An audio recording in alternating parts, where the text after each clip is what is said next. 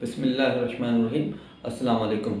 जैसा कि आप थंबनेल पे देख चुके हैं, आज की हमारी वीडियो का जो टॉपिक है वो है कौन बनेगा करोड़पति। आप शायद समझ रहे होंगे कि यहाँ पे जो है ना कोई क्विज़ होगा, कोई प्रोग्राम होगा, कोई ऐसा जो है ना वो एक्टिविटीज़ होंगी जिसमें आपको इनाम दिया जाएगा कि भाई आप लोग को 1 करोड़ रुपये का इनाम दिया जाएगा। ऐसा नहीं है। असल में यहाँ पर मैं आपको जो 3 मेजर प्रिंसिपल्स हैं वो डिस्कस करूँगा। आज की वीडियो में मैं पहला प्रिंसिपल डिस्कस करूँगा। उसके बाद जो मेरी दूसरी वीडियो आएगी उसके अंदर मैं दूसरा प्रिंसिपल, और उसके बाद जो एक और वीडियो आएगी उसके अंदर मैं तीसरा प्रिंसिपल जो है वो डिस्कस करूँगा। उसके बाद कैसे बनोगे करोड़पति, वो फिर एक और वीडियो सीरीज़ होगी। इस तरीके से हम आपको जो फाइनेंशियल जो स्किल्स हैं, जो बीइंग ए यानी कि as a human, as a financial expert या as a student, as a parents हमें आने चाहिए, वो हम आपको जो है ना यहाँ पे सिखाएंगे। स्पेशली हमारे जो मुसलमान हैं, मुसलमान कम्युनिटी के अंदर जो है सबसे बड़ा जो इशू है वो ये है कि हमारे लोगों के अंदर फाइनेंशियल लिटरेसी का बड़ा फुकदान है। तो उस चीज़ को जो है ना यहाँ पर कवर करने के लिए हम आपको कुछ रूल्स बताएंगे फाइनेंस के, जिसको आप फॉलो करते हुए आप ये वाला टारगेट जो है वो अचीव कर सकते हैं। तो टाइम ज़ाया किए बगैर हम आते हैं इस चीज़ के ऊपर।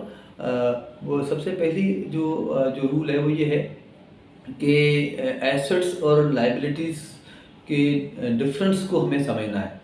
देखिए हमारे पास, मैं यहाँ पर इस चीज़ को समझाने के लिए दो किस्म की जो ना आपको मिसाल देता हूँ। दो किस्म की कैटेगरीज हमारे पास दुनिया में मौजूद हैं।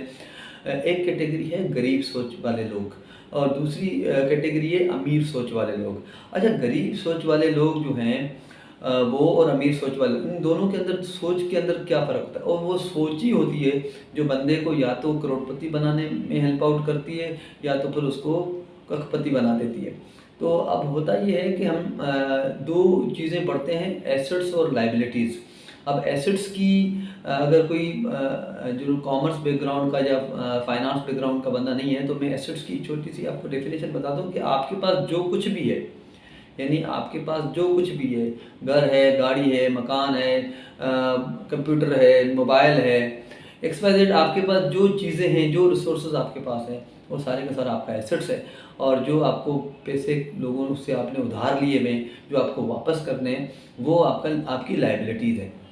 अब जो है हमारे पास होता ये है कि ये डेफिनेशन हमारे दिमागों में, हमारे लोगों के जहनों में बैठी हुई है। अब इससे होता ये है कि गरीब सोच वाले लोग जो है ना इस डेफिनेशन को बड़ा फॉलो करते हैं। वो समझते हैं कि हर वो चीज़ जो हम ख़रीदते हैं, हर वो चीज़ जो हमारे घर में मौजूद होती है वो एसेट है, और जो पैसे हमें वापस करने होते हैं किसी को, वो लाइबिलिटीज़ हैं। तो आज से जो है ना आप उस डेफिनेशन को करेक्ट करेंगे, आज से आप उस डेफिनेशन को करेक्ट करेंगे। एसेट की डेफिनेशन वो है, एसेट वो चीज़ है जो आपकी जेब में पैसा लेकर आए, और लाइबिलिटी वो चीज़ है जो आपकी जेब से पैसे निकाले। कौन बनेगा करोड़पति का जो पहला रूल है वो आपको अपनी एसेट की डेफिनेशन को सही करना है। एसेट वो चीज़ है जो आपकी जेब में पैसे लेकर आए, लाइबिलिटी वो चीज़ है जो आपकी जेब से पैसे निकाले। अब इसको समझते हैं। देखिए गरीब सोच वाले लोग क्या करते हैं।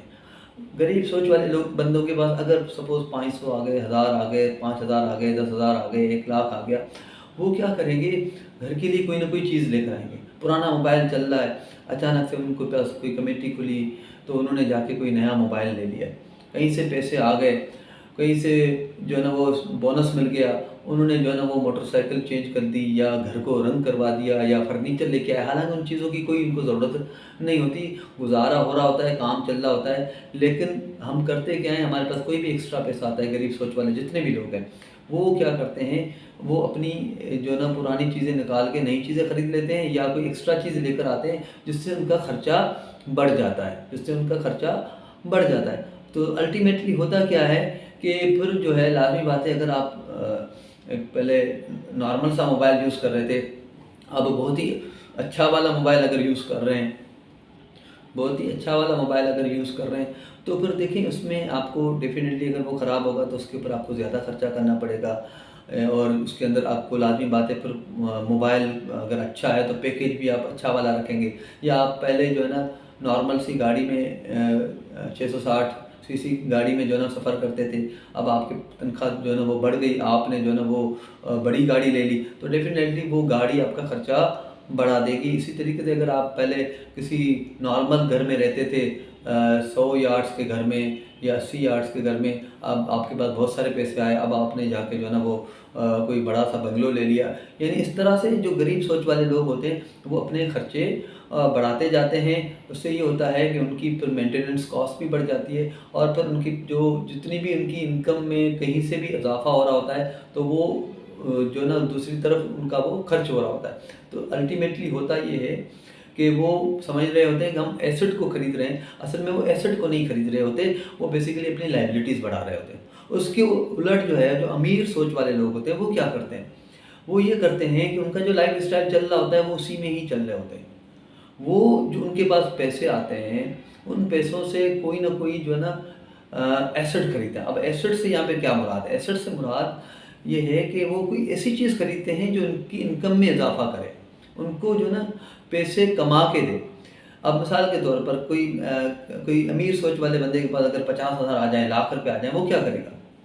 वो जाके स्टॉक मार्केट में पैसे लगा देगा, वो थोड़ा सा गोल्ड खरीद के रख लेगा, वो डॉलर खरीद लेगा, वो जो है ना अगर उनको ये वाली टेक्निकल चीज़ें समझ में नहीं आई तो वो जाके बकरा खरीद लेगा, गाय खरीद लेगा, यानी XYZ कोई ऐसी चीज़ खरीदेगा जिससे जो है एक पर्टिकुलर टाइम पीरियड के बाद जब वो उसको अपने पास होल्ड करेगा, रखेगा, और उसके बाद 2 महीने 4 महीने के बाद वो मार्केट में जाके उसको बेचेगा, तो फिर उससे जो है ना उसको फ़ायदा मिलेगा।